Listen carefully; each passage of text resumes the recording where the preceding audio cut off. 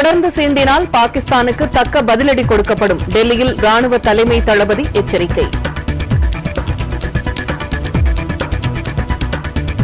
20 நிமிடங்களில் முடிந்தது இந்தியா பாகிஸ்தான் பேச்சுவார்த்தை. போர் நிறுத்த ஒப்பந்தத்தை மதிக்க பாகிஸ்தானுக்கு வலியுறுத்தல்.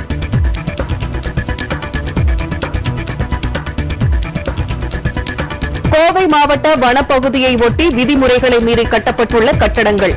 கட்டட உரிமையாளர்களுக்கு தமிழக அரசு நோட்டீஸ். தைப்பொங்கல் திருநாள் தமிழகம் முழுவதும் கொண்டாட்டம். அவனியாபுரத்தில் விறுவிறுப்பாக நடந்து வருகிறது ஜல்லிக்கட்டு.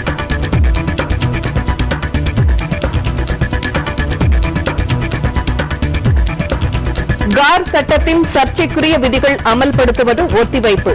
2 ஆண்டுகள் கழித்து அமல்படுத்தப்படும் என நிதியமைச்சர் சிதம்பரம் அறிவிப்பு.